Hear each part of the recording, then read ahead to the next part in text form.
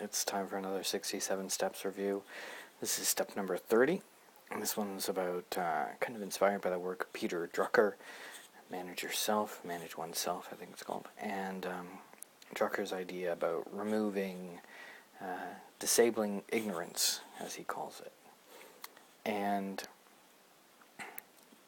we quickly get into this funny Donald Rumsfeld quote about there are known knowns, there are known unknowns, and there are unknown unknowns, which people made fun of, but I always thought was a very insightful comment, because it's absolutely true. You know, I know that I live in Japan. I don't know lots of things. I don't know how to speak Japanese. But there are things I don't even know I don't know. Yeah.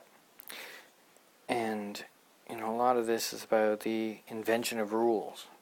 And that's just making rules that end up crippling you, simply based on ignorance or randomness. Like, in the Middle East, this land is a holy land. Well, I mean, spirituality is inside. Holiness is inside. It's a choice to make that land holy. You can choose not to as well. So a disabling ignorance is where you put the wrong two and two together.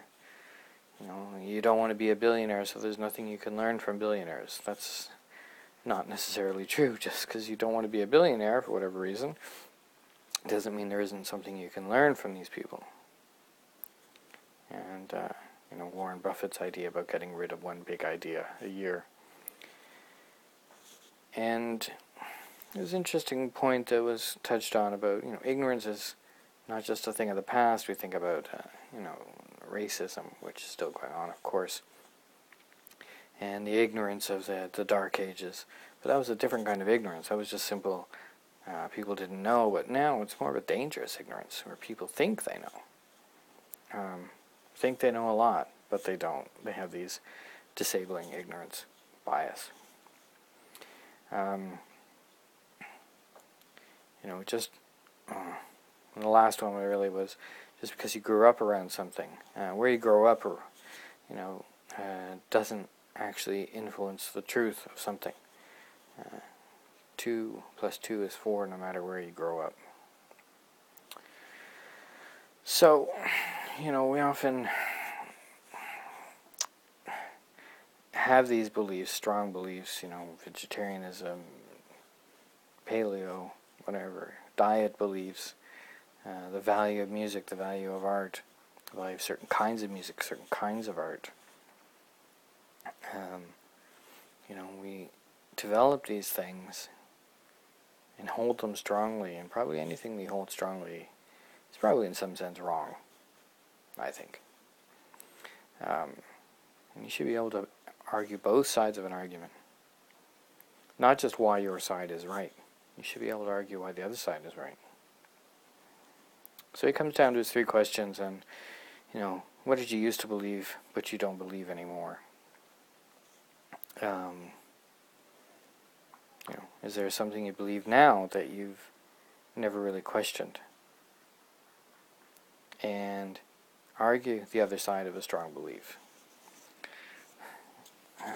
Those are great questions.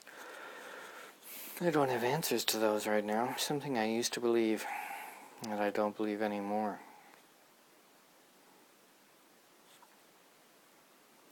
My problem, I think, is I've never had strong beliefs. And the other one is, all these things are difficult for me to answer, because I've never had strong beliefs.